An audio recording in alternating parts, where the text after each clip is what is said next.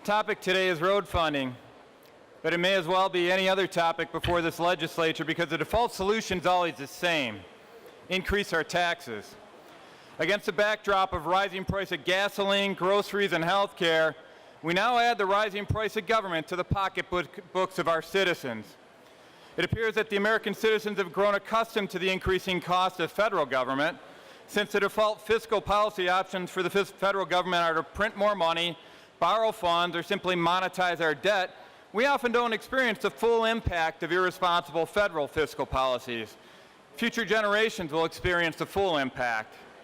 Now, when the state is irresponsible with their fiscal policy, the first option always considered in Lansing appears to be raise taxes.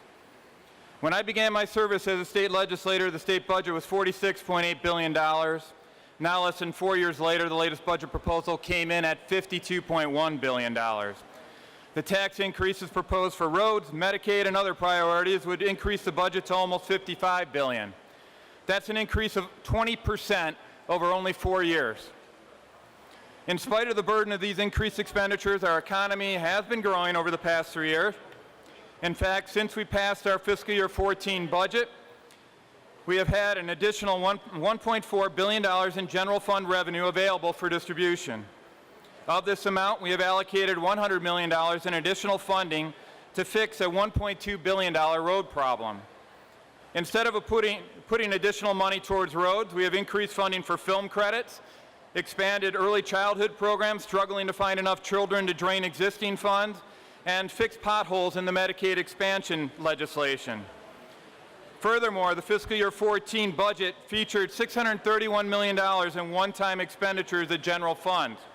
Many of these one-time expenditures from fiscal year 14 budget have been continued in the fiscal year 15 budget. Many of these expenditures may indeed be for high priority items, but they should be evaluated against the backdrop of roads being one of our top priorities, if not our top priority.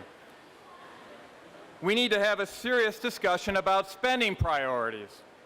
We need to have a serious discussion about how effectively we are spending the current $3.3 billion right now we have for our roads, especially since Michigan already spends 53% more dollars per mile than the national average. Instead, we are turning once again to the pocketbooks of our citizens. We need to fix our roads. I believe we have unanimous agreement on that point. The key is how. For the past 2 years, I've been advocating a multi-year, three-pronged approach to funding our roads. This approach features a mix of appropriations policy, expense reductions, and innovative service revenue that does not dip into the pockets of our taxpayers. For the most part, this approach has been ignored in favor of proposals that increase taxes. Senate Bill 6 and 149 represent good first steps towards putting an appropriation policy that prioritizes road funding in the statute. Furthermore, I applaud the House for introducing bills that force us to look at appropriations policy and expense reductions. They have taken some promising steps towards a serious discussion about spending priorities. Unfortunately, only a subset of the transportation bills proposed by the House are up for consideration by the Senate today. In fact, only those bills which increase taxes and fees are up for consideration.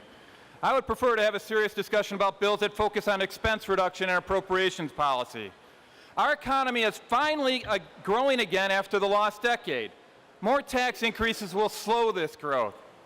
I'm sick and tired of tax increases being the first solution to every budget issue we face. Enough is enough. It's about time we started looking at how we spend our current tax dollars.